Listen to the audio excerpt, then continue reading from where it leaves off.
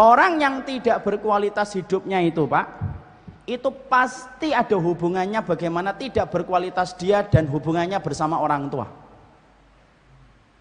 Karena orang yang tidak pernah merapikan kehidupan dia dengan orang tuanya, Allah tidak ada hajat untuk merapikan hidupnya dia, sebagaimana dia tidak ada hajat untuk merapikan bagaimana hubungan dia dengan orang tuanya Pak.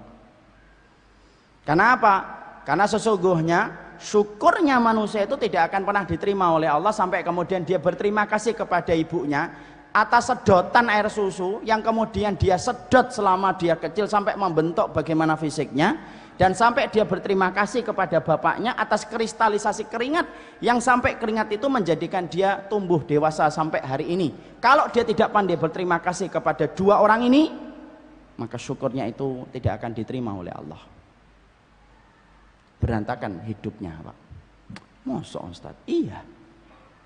Mana dalilnya kalau syukurnya kita kepada Allah tidak akan diterima sampai kita berterima kasih dulu kepada ibu dan bapak kita? Ibnu Abbas yang menjawab, hunaka salasu ayatin nuzilat la tuqbal wahidatum minha ila maqrunatum biqariniha.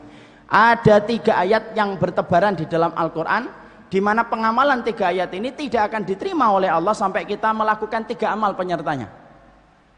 Jadi dalam Quran itu ada 3 ayat bertebaran di dalam Al-Quran. Pengamalan 3 ayat ini tidak akan diterima sampai kita melakukan 3 ayat penyertanya. Apa yang pertama? Salat tidak akan diterima sampai kita bayar zakat. Makanya bertebaran di dalam Al-Quran, aqimus sholata wa atuz zakah. Bapak sholatnya khusyuk, zakat tidak pernah keluar nih dari kantong nih, sholatnya tidak akan ngelewatin ini kerongkongan.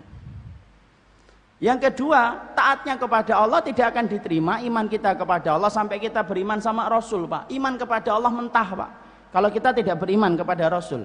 Makanya kenapa keimanan Nasara, keimanan Yahudi yang sama-sama mengaku beriman sama Allah tidak diterima oleh Allah? Simple, karena dia tidak mau beriman kepada Rasulullah. Makanya bertebaran ayat di dalam Al-Quran, atiullah wa atiur Rasul.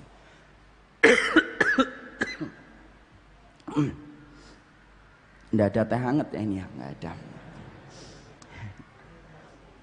Nanti insya Allah. Yang ketiga, syukurnya manusia itu tidak akan diterima oleh Allah sampai kemudian dia bersyukur kepada orang tuanya dulu Pak. Mana dalilnya ayat yang berserakan itu? Salah satunya surat Luqman, anishkurli wali walidayka, syukurlah kepadaku dan kepada orang tuamu. Kenapa Allah itu mengkaitkan syukurnya kepadanya dengan syukur kepada orang tua? Kata Ibnu Abbas, karena syukurnya manusia itu tidak akan diterima sampai dia bersyukur kepada orang tuanya. Jadi maaf ya, kalau kemudian ada orang sholat khusyuk, saya sholat khusyuk, nangis sampai sajadah basah, mengungkapkan syukurnya saya kepada Allah dengan nikmatnya Allah berikan kepada saya, tapi ibu saya meneteskan air mata, bapak saya berkalang dalam sedihnya memikirkan ulah perkataan dan perbuatan saya.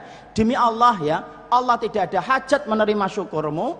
Allah menutup pintu langit dan Allah tidak membukakan pintu langit ketika kamu bersyukur, ketika orang tuamu meneteskan air mata dan ketika bapakmu dalam kesedihan. Karena apa? Syukur kepada Allah itu punya rukun. Rukunnya itu adalah terima kasih dulu kepada ibu dan bapak kita. Kalau kemudian syukurnya kita sudah tidak diterima oleh Allah Pak, dan ketika Allah tutup pintu langit, ketika Allah tidak ada hajat untuk menerima syukur kita Pak, terus gimana keadaan syukur kita? Ayat yang paling relevan kalau syukur kita sudah nggak diterima oleh Allah itu apa? Ayat yang paling relevan itu adalah la in syakartum la azidannakum wa la in kafartum inna adzabi lasyadid. Kalau kamu syukur aku tambah, kalau kamu kufur adabku pedih. Dan adab yang pedih itu apa? Ya salah satunya berantakan kehidupan kita Pak. Makanya kalau kemudian ada orang nanya kepada kita dan kepada para ulama gitu loh, apa yang menjadikan kualitas hidup kita itu betul-betul berharga dalam kehidupan ini? Simple, rapikan dulu hubungan kamu dengan orang tua. Kalau kita sudah merapikan hubungan kita dengan orang tua, demi Allah, Allah akan merapikan kualitas hidup kita sebanding dengan kita merapikan hubungan kita dengan orang tua. Karena kesolihan itu berbanding lurus dengan tingkat baktinya seorang manusia kepada ibu dan bapaknya. Makanya Nabi sampai mengatakan, tidak ada kebaikan yang Allah segerakan di dunia balasannya sebelum nanti Allah balas kembali nanti di akhirat kecuali baik sama orang tua Pak. Jadi kalau kita baik sama orang tua itu dibalas oleh Allah 2 kali. Dibalas di dunia, dibalas di akhiratnya, dibalas. Sebagaimana sebaliknya kata Nabi, tidak ada kejahatan yang Allah balas di dunia sebelum kejahatan itu nanti dibalas di akhirat, yaitu di neraka, kecuali kejahatan kita kepada orang tua, Pak. Durhaka sama orang tua itu utang. Kalau tidak kita bayar hari ini, besok. Kalau enggak besok, lusa. Kalau enggak lusa, pekan depan. Kalau enggak pekan depan, tahun depan. Tapi sebelum kamu mati, durhakamu kamu kepada orang tuamu akan dibalas cash dan kontan oleh Allah. Sebelum nanti Allah akan membayar lagi di dalam kehidupan neraka, Pak. Dan itu sudah disampaikan oleh Nabi dalam riwayat Muslim. Makanya Nabi kemudian melanjutkan lagi dalam riwayat yang lainnya, babani maftuhani muajjalani ukubatuhuma. Ada dua dosa yang Allah akan balas itu di dunia. Allah segerakan, Allah jamak takdim ketika di dunia. Sebelum nanti Allah membalas di neraka. Yang pertama, dolim sama orang yang beriman. Orang dolim sama orang beriman itu utang. Yang mana sebelum kamu mati kamu akan merasakan kedoliman yang pernah kamu lakukan. Entah kamu nanti akan kemiskin, entah kamu akan kemudian dibuat susah, mungkin pecah pembuluh otakmu. Tapi kalau kamu dolim sama orang, bayar itu sebelum kamu mati. Itu kata Rasul. Makanya kalau ngaji, Pak, nggak usah dolim. Nggak suka sama ustadz, wajar. Tapi nggak usah mendolimi ketika kamu menghujat namanya. Ini saya wanti-wanti nih. Kalau ada bapak-bapak yang sukanya menghujat orang gara-gara ngaji, lah nggak usah ngaji, Pak.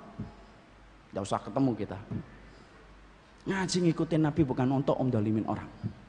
Yang kedua kata Nabi, yaitu adalah dosa yang kemudian akan disegerakan hukumannya di dunia, dijamak takdim oleh Allah sebelum nanti Allah sempurnakan balasannya di akhirat. Itu apa? Yaitu adalah ketika kamu durhaka sama orang tua, Pak.